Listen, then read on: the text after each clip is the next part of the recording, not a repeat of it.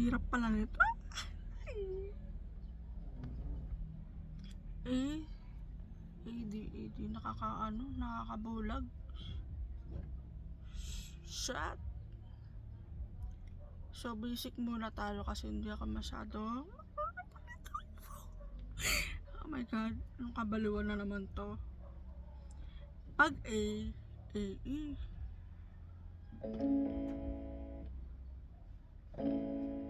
Okay. D, A, G, A. D, A, G, A. Gitara man o piano, D, A, G, A. When you say nothing at all. Ayun yun na. So, tatry ko mag D, D, A. Yung D, D, A din. So, meron pa siyang utim na pinipindot. Hindi ko pa siya kayang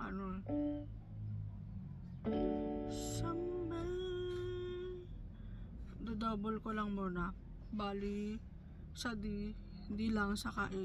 Yung pipindutin ko, hindi ko pa mapindot yung itim.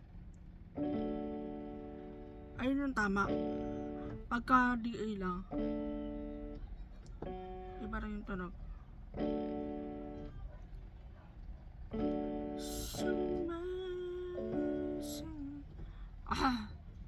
Tapos AE.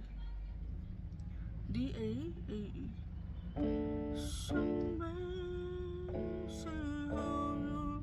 Tapos GA. GBD. Pag GBD. Speak right. Nakakalito pala, no? Can speak right. Bali yung sa G, pag natagpuan mo na yung G, para sambungi, nakaganyan, tapos may hindi ka pipindutin, tapos ganito, tapos may hindi ka na naman pipindutin, tapos ganito. So, bali yung pattern ng G is GBD. Parang expert pero hindi. Ayan, GBD. Speak right. Tapos A ulit. D-A-G.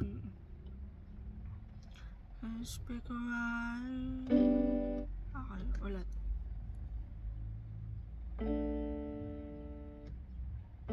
It's amazing. It's amazing. Nakakalito talaga.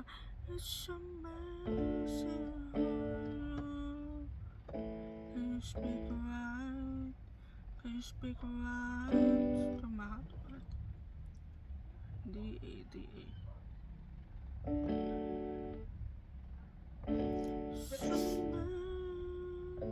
amazing how you. It's amazing. It's amazing how you. Hirap. Wala.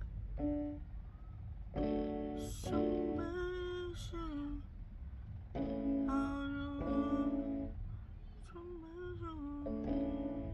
Can you speak right? Can you speak right? Well, parang mali naman to. D-A-G-A-B-D. Pag-aralan ko na lang muna basta ganito yung tunog.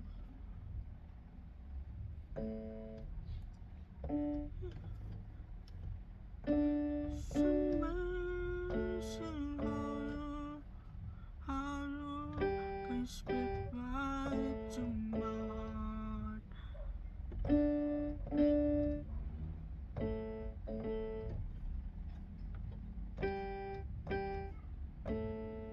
Tapos pag correct naman,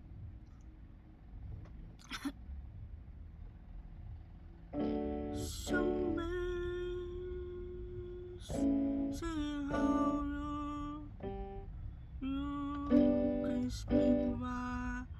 can speak right to my heart, my heart.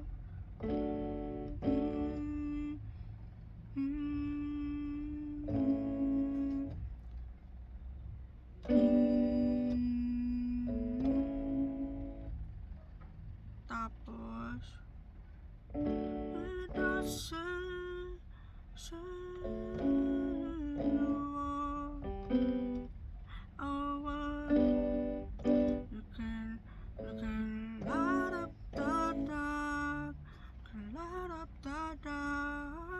tapos di uli.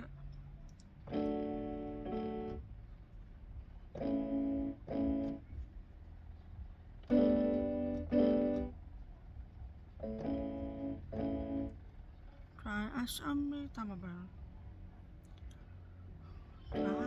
Hindi. Paano ba yun? Try as a me. Di.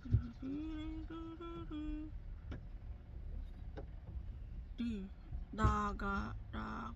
Daga. Nakakalito pala pagka gitara tas biglang ano